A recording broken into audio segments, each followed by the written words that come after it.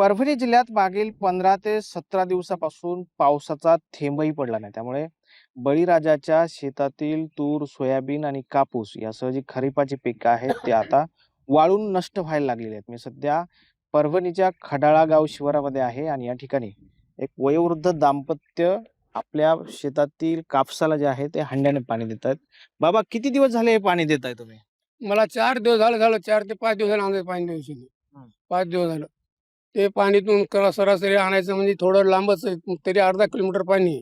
तिथून आम्ही डोक्यावर आणतो आणि एका झाडाला एक आपलं डब्बा पाणी टाकतो त्याला. आता याचा काय होईल ते कमीत कमी आता काय टिस्टीचाच कापूस राहिलेला आहे. त्याला पाणी आम्ही आतापासून 4 दिवसांपासून सुरू केलेलं आहे. आता कवर द्यावं लागतंय, काय येतंय नाही येतंय काही सांगू शकत नाही त्याचं मी आता. इतकी त्याची परिस्थिती अशी बिकट झालेली आहे कापसाची.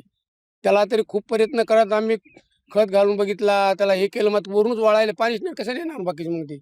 तरी हे गव्हर्नमेंटनं सरकारनं आमच्याकडे काहीतरी लक्ष द्यावं थोडंफार आणि सरकारने देऊन काहीतरी आम्हाला भरपाई द्यावी अशी आज मी नम्र विनंती आहे त्याच्याकडे. आपल्यासोबत आजी पण आहेत. आजी, किती एकर शेती आहे तुम्हाला? 1.5 एकर शेती आहे. हं.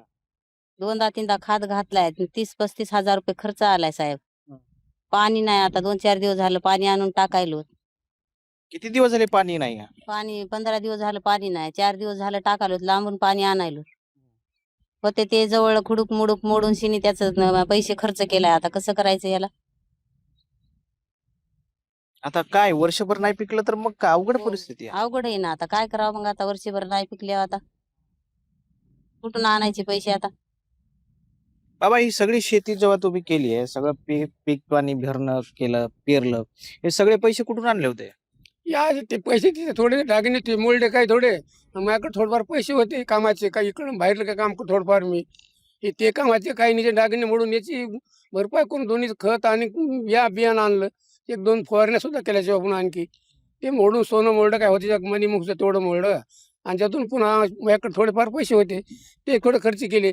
दोन्ही खर्च पैसे कसं पैसे संपून गेला. आता 1 रुपया सुद्धा माझ्याकडे राहिलेला नाही. आता पूर्ण जमिनीमध्ये पैसे टाकून दिले मी आता. आता जर ही पिकली नाही जमीन, काहीच आलं नाही, तर मग वर्षभर भागायचं कसं? आता भागायचं म्हणजे काय, आता अखेरला फाशी घ्यायचा टाइम असतो, पर्याय मार्गच उरलेला नाही काय आता. एवढं करून पुन्हा जर होत नसलं मग काय करणार? पहिला देव कोपला, आता नंतर आता गव्हर्नमेंट काय कर, सरकार काय करते काय सांगा सरकारचं आता ते. सरकारनं तरी म्हणजे अपेक्षा आहे सरकारनं काहीतरी भरपाई द्यावी आम्ही, ही माझी अपेक्षा आहे सरकारकडं.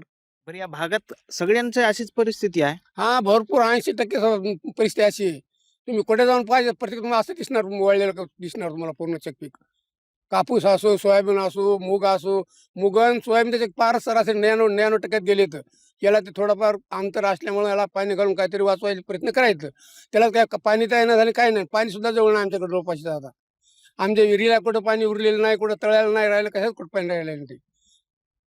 आपण बघतोय की ही बिकट परिस्थिती मराठवाड्याच्या परभणी जिल्ह्यात होत चाललेली आहे. गेल्या 17 ते 18 दिवसापासून पाऊसच नाहीये. त्याच्यामुळं बळीराजा हवालदिल झालेला आहे. अक्षरशः शेतातील पिकं करपून चाललेत पावसाअभावी आणि जी पिकं आहेत ती बळीराजा आता पाणी घालून वाचवण्याचा प्रयत्न करतात. डोक्यावर हंडा आणायचा आणि दिवसभर पिकांना पाणी घालायचं. ते वाचवण्यासाठी ही बळीराजाची धडपड आहे. दुसरीकडे शेतकऱ्यांची सरकारकडे मागणी आहे की तात्काळ सरकारने या गंभीर बाबीकडे लक्ष देऊन जे आहे ते बळीराजाला मदत करावी. आता सरकार काय भूमिका घेतं हे पाहणं महत्त्वाचं ठरणार आहे.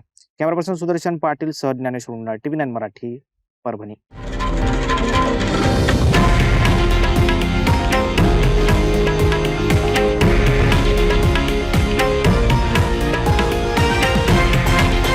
हे आहे देशातील नंबर 1 न्यूज नेटवर्क आणि आपण पाहत आहात TV9 मराठी, एकमेव.